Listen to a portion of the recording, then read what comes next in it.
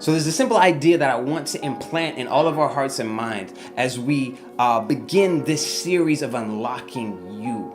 Like unlocking the essence of who you are. Because I believe that a lot of us are walking life in a way where we don't believe that we are fully impactful until we get to a certain place, or until we have a certain pedigree, or we have a certain status or standing. I don't think that's true. When you look at the ministry of Jesus, he doesn't go to the people who have the best reputations, certainly not the best reputations. He doesn't go to the people who are the most skilled, the people who are the most qualified, the people who are most polished. He goes to, honestly, regular, mundane folk who are kind of ostracized and told that they're not so great, because he sees within them a value that they don't see in themselves. And I believe he's continued to be like this today, where he sees stuff inside of you that you probably don't see in yourself. And he says this really profound thing when you get to Matthew chapter 5. You are the salt of the earth.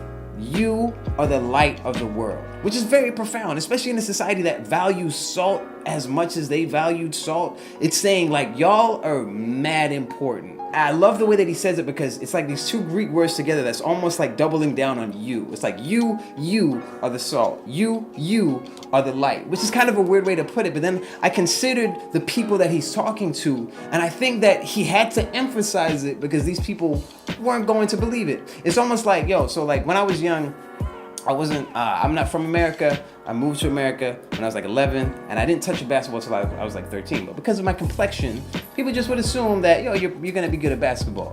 And I wasn't. I just wasn't.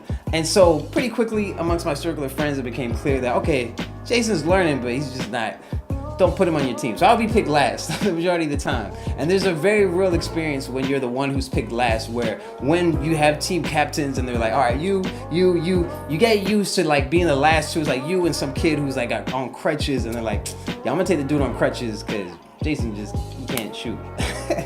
And that was me, and I got used to that. But I remember on one particular day, one of my friends he was a great basketball player. He was very good. Like scouts used to come to our school and everything. And he was the captain, and another friend of mine who was really good was the captain. And I'm like, all right, you guys go ahead and pick your teams. I'll be waiting for the bench.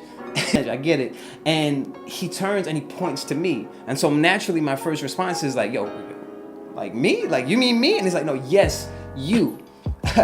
Because when seeing that I'm the one pointed to, my immediate thought is to negate myself, because clearly I'm not qualified to be on this dude's team. But he's like, yes, you. He's got to say try, but I say you, yes, you. And I believe that Jesus is saying the same thing when he comes to Matthew chapter 5, and he's talking to folk and he's saying, you, yes, you are the salt of the earth. You, yes, you are the light of the world. He's speaking to those who literally don't believe that they're worthy of this thing. And that's probably you in your life right now. You're thinking about the fact that God wants to do significant, meaningful things in this world. You see issues in your community and society around you, and you're like, I wonder who he's gonna call to do and handle this stuff. And God is saying that, you know what? When I'm thinking of the light and the salt that I have placed in this world, I'm thinking of you.